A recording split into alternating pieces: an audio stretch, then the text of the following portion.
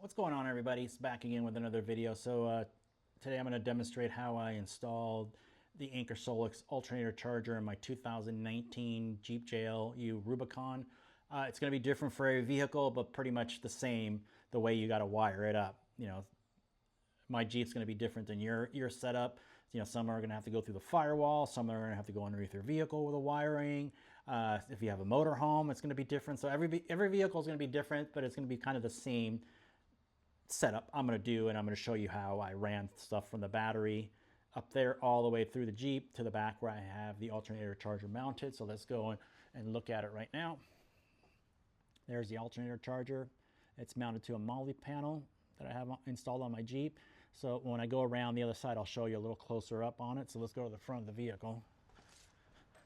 Again, every vehicle is different.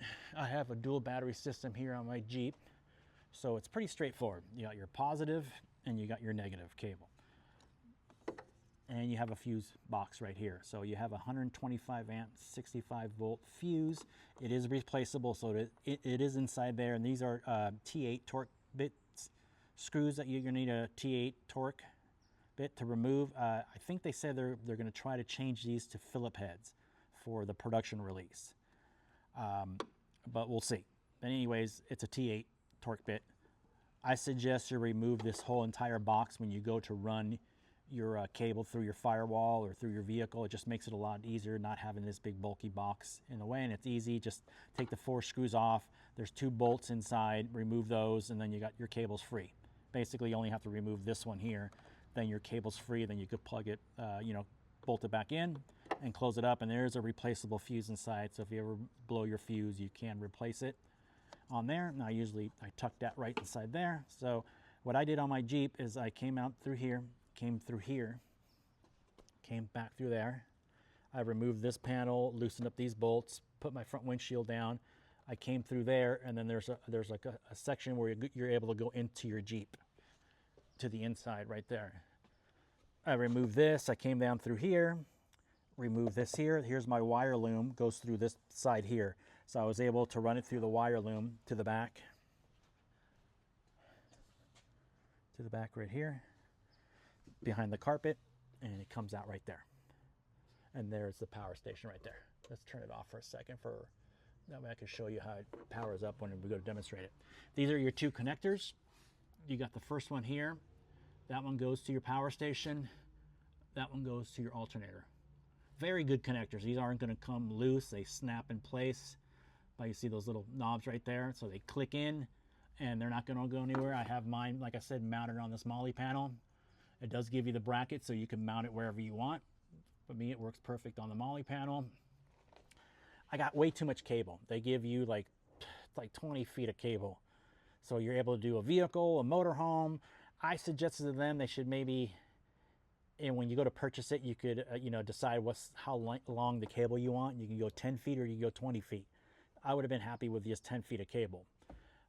I don't know what I'm going to do with that cable. I was thinking of maybe cutting it and putting an Anderson port in it, and mounting the Anderson port to here so I could plug it in and out. But they told me there's some kind of data lead cable in here, and they recommended me not cutting it. So that's still to be determined. I think I might remove this and feed it through here, kind of go up and down, because I don't like it coiled up like that. So that's going to be something I'm still working on. This is the cable here. You see that's connected to my C1000. So let's turn on the Jeep and we'll go around and I'll show you how the app works and how the alternator charger works. Again, each car is different. Yours is going to be different than mine. So let's make sure I got my keys. Yes, let's start the Jeep up.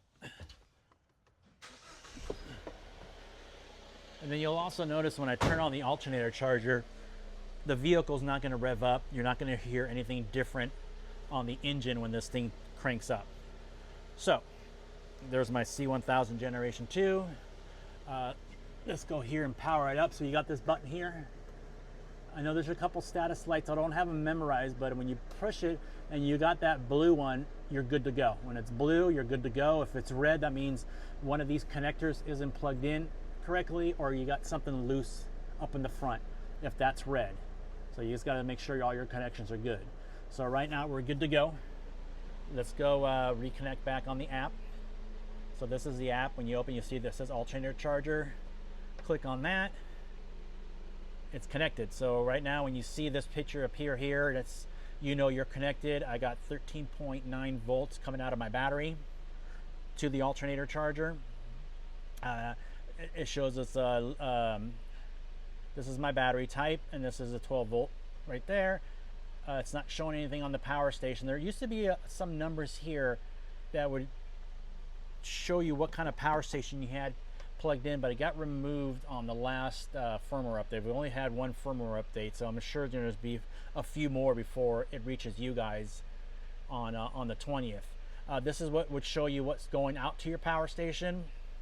This is your on and off button. Even though it's powered on there, you haven't turned it on yet. So right now there's nothing. As soon as you power that on, you'll see an animation of power going from your battery to the alternator charger to your power station.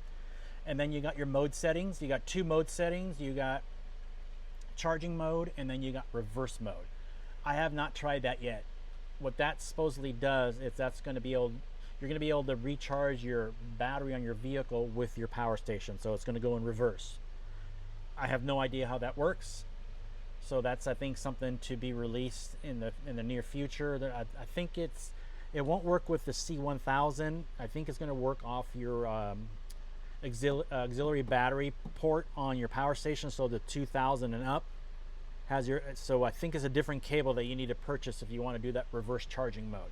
That's the case if you, I'm assuming if you kill the battery on your Jeep or on your vehicle while you're out camping or whatever, you could always use your power station to power it back up and charge it back up. Solar panels, whatever, you could charge it from your power station. It's actually kind of cool, but I just don't know how it works. So if we click this little button down here at the bottom, this is going to go in your charging mode. So your max charging is anywhere from 800 down to 300. I like to keep it in the middle, about 500 watts. I don't need anything. I don't need to go 800 watts. If I go drive somewhere for a couple hours, it'll give me enough power on my power stations. You can't go to 800 watts. I don't think the C1000, I think the C1000 max is at 600 watts anyways. So let's go up to 600 watts for the 1000. And this shows you your charging voltage. And you could pause that and read it if you want. I'm not going to read all that for you, so we're going to save it. And also, if you go here to mode settings, hit the little question mark, it's going to show you, again, you could pause and read that if you want. So that's the charging mode, the normal charging mode. And then it tells you a little bit about what it is on the reverse charging mode. So you could pause and read that if you want.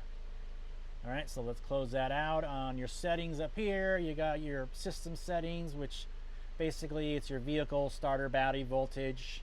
So you could pick 12 volts or 24 volt. I'm a 12 volt system.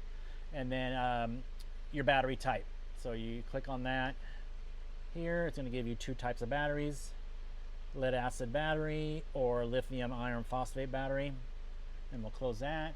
And then it's just your normal device name, your firmware update, your Wi-Fi, your serial number, and then you could, there's on the bottom there is a shutdown, so you can shut it down if you want to from the app and completely kill the device from here.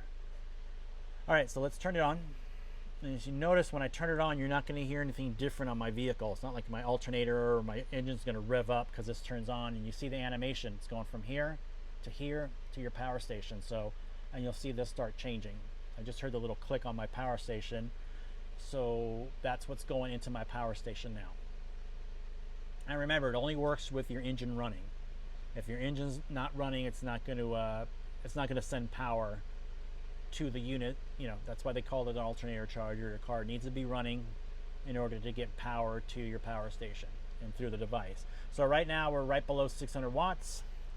We come here, it's a little different. I think they need a software update, because here it's reading 577 watts going into the C1000, and up here it shows 597. So there's 20 watts somewhere lost somewhere. So I think that just has to tweak with the firmware. Like I said, they've only had one firmware update since they released it to us for testing, so I'm sure that's something that'll eventually be fixed. And that's pretty much it. There's pretty much nothing else to do. Right there you see that it's charging at 579 watts. It's going to be less than an hour for it to, it's at 96%, so within 10 minutes it's going to be at 100%. So that's pretty much it. Then if you're done, you know, if you want to turn it off, you could just turn it off here, and that just turns off the alternator charger, but it's still on there. And there is a standby mode, so after I have it set for 12 hours, so after if for 12 hours, after 12 hours it turns off on standby mode, or if your battery drops below a certain percentage, that'll just kill the system. But you do have a standby mode, and that's it. So right now it's turned off, and that's it. Easy peasy. Again, the only con I see that I don't like is the length of this cable. This cable needs to be a little longer, and I let them know that they need to make this at least 4 to 5 feet long, so you can move your power station on this side of the vehicle and that side and the back. Right now, I have to run like my power station like that, or unless I ran my alternator charger here, and then I have a longer cable. But I wish they would make that cable longer, or give you the opportunity to make it longer. I asked them if I could add an extension to it.